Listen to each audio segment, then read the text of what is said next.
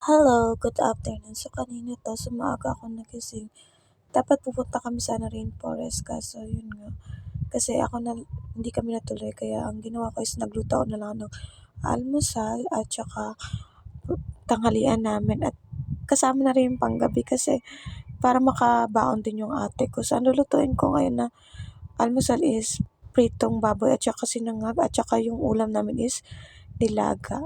So by the way, maghuhugas muna ako ng kamay syempre at pagkatapos huhugasan ko din yung mga sangkap at pati yung baboy at yung mga paglulutuan ko. So ngayon, huhugas ako ng kamay. Syempre, mahalaga talaga na dapat kapag nagluluto tayo, lagi mahugas ang kamay kasi lalo na ako, wala pa masyadong gamit pagdating sa di ako nag-gloves, so kamay lang talaga. So, dapat malinis talaga. So, ito na pala yung binabad ko kanina.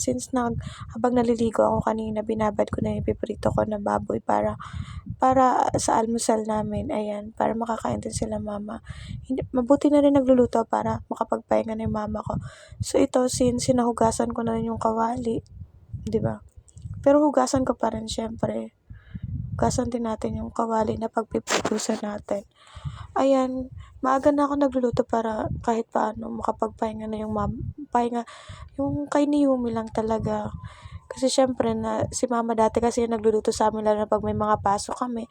Since nag-wait ako ngayon ng aking applyan, so ako na muna dito sa bahay. So pinunasan ko din pala yung lulutuan namin. Ayan, sobrang nag-enjoy talaga ako magluto at yung puwet ng kawali. Kasi since malinis naman, so ito yung pagpipritusan ko ng pritong baboy. So, naisip ko nga na gusto kong magprito talaga. Gusto kong ako yung magluto ng almusal at pagkain namin sa tanghalian at hanggang gabi na. Kasi kasya naman eh. So, ayan. Papainitin lang natin yung kawali. Ayan. Kanina hinugasan ko na pala yung baboy na binabaran ko kanina. Syempre, di ko na lang nabitsuhan kasi nga para makababad ko na atas naligo ako. So, ayun. So, thanks to God kasi nga talagang natuto din ako sa mga ganito kasi ngayon ko lang din mahilig ako magluto. So, ayan, dahil mainit na yung kawali, nilagyan ko na ng mantika. Syempre, at papainitin natin yung mantika. Para mainit talaga at maganda magprito kapag mainit, hindi nagtitilamsik. Diba? Hindi nagtitilamsik yung mantika, lalo na nakakatakot talaga magprito ng like baboy, bangus, kasi grabe para ka nakikipaglaban, nakikipagbakan, layo talaga pag nagpiprito ka. Pero kaya doon, kailangan ko mainit na mainit muna siya bago ko siya ilalagay na yung baboy na binabad na natin kanina. So, ayun nga, sobrang blessed ko at nagkakausap kami ng ate ko nito about sa journey ko kasi nga, pinangaralan talaga ako ng kapatid ko, thanks to God, na wag ako magmadali, na magpahinga muna ako since syempre hindi rin madali ang mag-aral ng 2 years, 'di ba? So, ayan, so mainit-init na.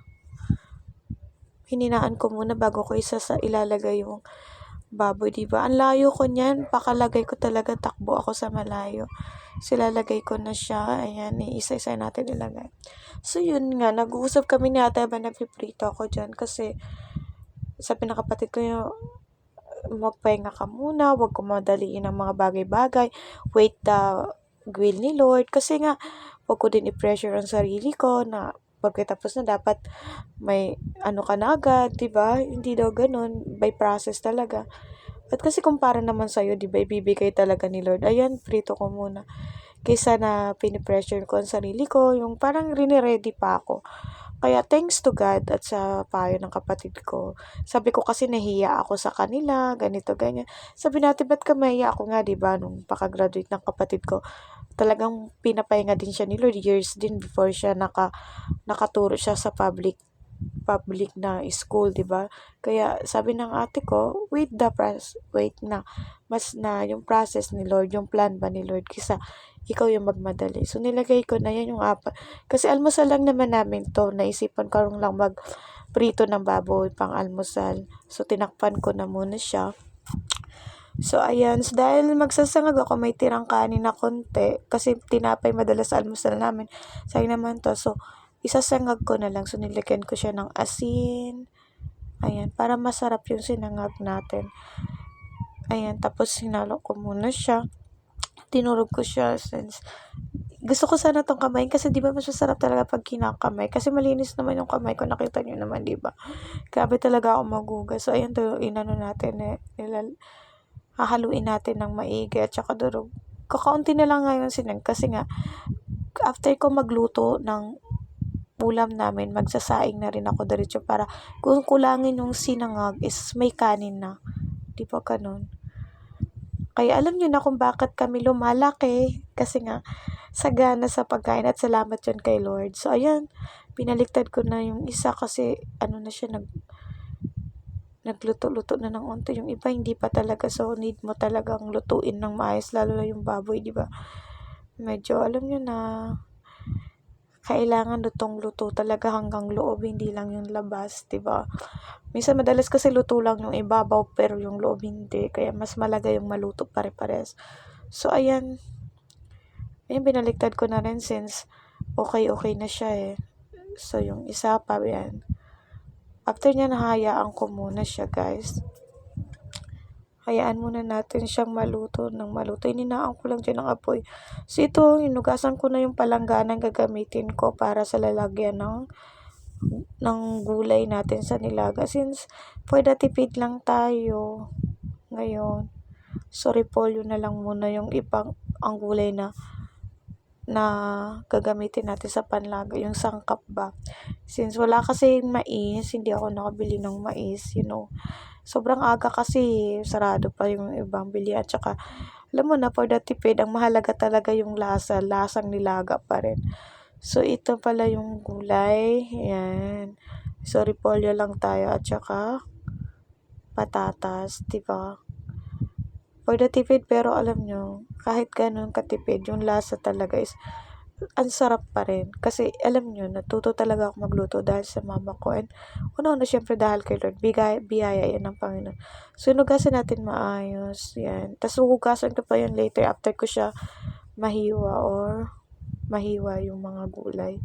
So, ito binalikan ko na yung prinito kong baboy kung pwede na ba siya kaunin para makapagsangag na tayo. At saka, hindi ko na pala huhugasan yung nakawali kasi since pinagpritusan lang naman ng baboy, nangitim lang siya.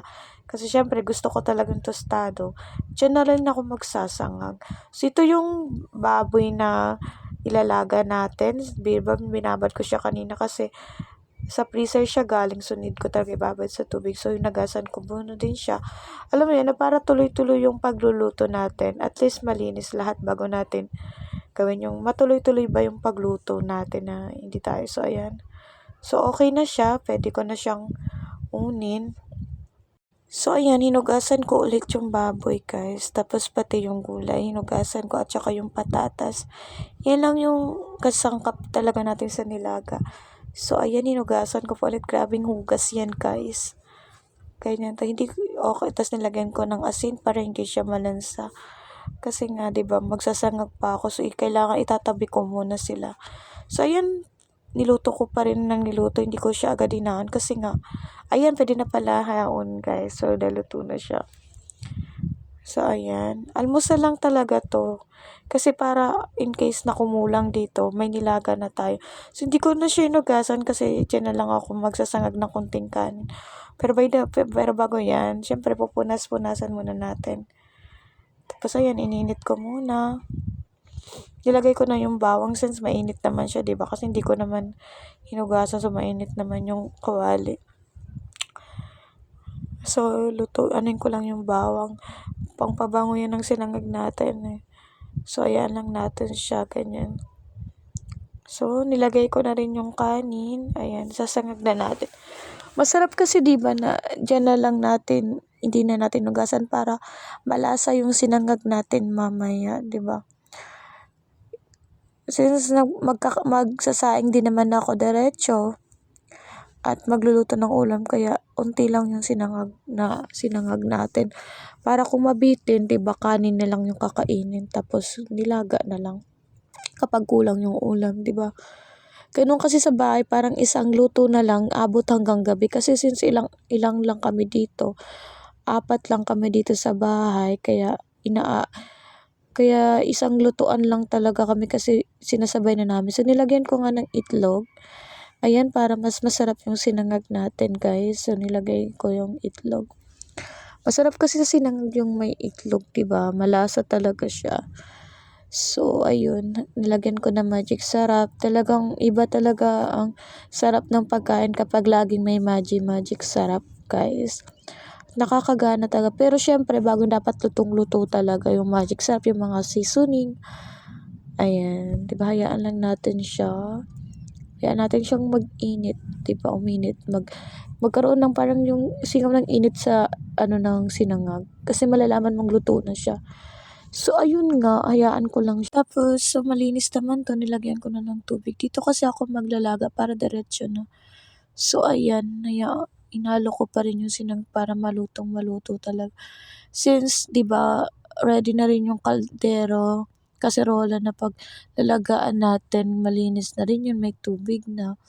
Talagang sasalang ko na lang after yun. Tuloy-tuloy talaga yung pagluto natin. So, oh, yan, okay na siya. So, nilagay ko na yan. Pwede na siya.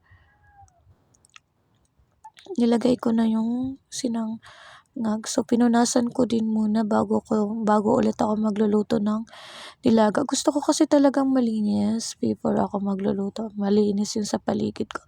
Masarap kasi tingnan kapag malinis yung lababo, 'di ba? Nakakaengganyo pa magluto. So, since hinugasan ko na at malinis na at may tubig na yung kaserola, nilagay ko na syempre at itatabi ko na tong ating sinangag. So, ngayon, dahil okay na, ilalagay ko na rin yung baboy, ayan, sa kaserola para pakuluan na natin yung ating baboy para lumambot kasi para makabaon din yung ate ko. Kasi, ayan. Tapos, syempre, inugasan ko yung sibuyas at saka yung luya. Ayan. Si mama minsan nakakalimutan ko ang mga sangkap. Nag-ano talaga ako kay mama, naghingi ako ng help, mga sangkap na gagamitin, gano'n. So, ayan, iniwan ko yung sibuyas, kinilig ko muna, nilagay ko sa isang lalagyan, like sa plato, tapos, yan, yung luya naman yung hiwaan natin. Yung luya kasi pangpaalis ng lansa yan. Pero sabi sa akin na mama, mamaya ko na daw to ilagay kapag medyo malambot na ang ating baboy, kapag napakuluan na ng bongga. So, iniwa ko talaga siya. So, ayun. Maganda talaga kapag, marunong kasi marunong sa mga bahay, ganito, ganyan. Ayan. Lalo na yung mama ko, 'di ba? Sa kanya talaga ako nagpapaturo pag hindi ko masyado kabisado. So, yan, ganyan yung pahiwa ko since, naman siya nilaga. 'Di ba? Kaya ganyan yung hiwa ng ating luya at saka sibuyas. So, hinugasan ko ulit yung gulay. 'Di ba nakailang hugas na ako. So, ayan nga, nagpaturo ako ma'am paano paghiwa nitong gulay. So, ayun, tinuruan niya ako. Dapat medyo malaki-laki. Ayan. Inalis ko nga yung parang medyo matigas sa gulay. Ayan. At saka sabi din ng mudra ko, hindi rin dapat masyadong lutong-luto yung gulay na parang dapat medyo crunchy pa rin siya. Parang half cook lang. Para mas masarap. 'Di ba? Ayan. Hiwain lang natin. Ayan. 'Di ba? Ang sarap talaga. Ang sarap magluto, guys. Lalo na kung lulutuan mo yung mga mahal mo sa buhay. At salamat kay Lord talaga. Kasi kahit sa church, nagluluto rin talaga ako. Kaya thanks to God talaga. Grabe si Lord. Binigyan niya ako ng ganito. Lalo na ngayon na habang nag-wait pa rin ako kung anong will ni Lord sa akin, ito yung ginagawa ko. Ayan, so nag-ano na ako ng patatas. Alam mo yun, balat na ako ng patatas. Ang daming nagko-call sa'yo, like sa works, and hindi ko talaga alam kung ano ba ang dapat. Pero sabi ko, Lord, ikaw nang bahala. So, ayan, gigilid muna natin.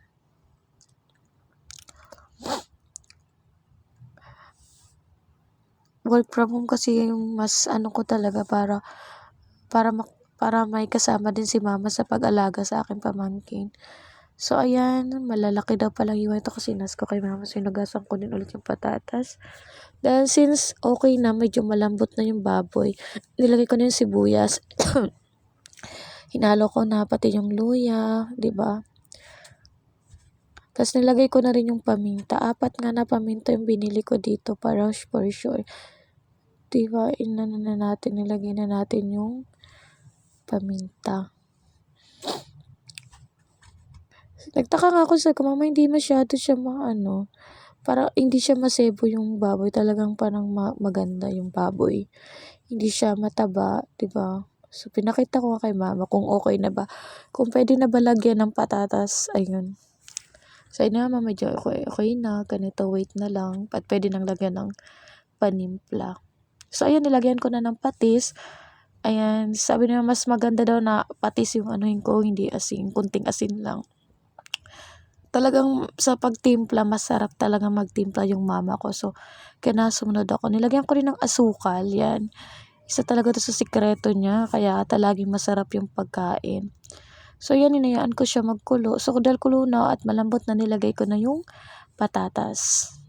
So, ayun hinalo ko din siya. Tiningnan ko kung puwede na ba yung baboy. So, kung malambot na. So, okay na. Wala pa 'tong magic sarap. So, anuhan ko na yung pamangkin ko. Tatabihan ko ng pamangkin ko ng may sabaw kasi mahilig sa may sabaw. Pero walang magic sarap pa 'yan. So, ngayon din natabihan ko na, nilagyan ko na ng magic sarap. Ay, iba talaga ang magic sarap, nagpapasarap talaga siya sa mga pagkain, 'di ba? So, ayan. Nilagay ko na rin yung gulay kasi okay naman, eh. Tsaka yun, malapit na siya maluto, guys. So, nilagay ko na yung gulay. Ayan, luto na yung ating nilaga. So, pinunasan ko ulit. Ito na ang ating nilaga. Ito yung sinangag. At ito rin yung pritong baboy. Ayan, thank you so much. God bless.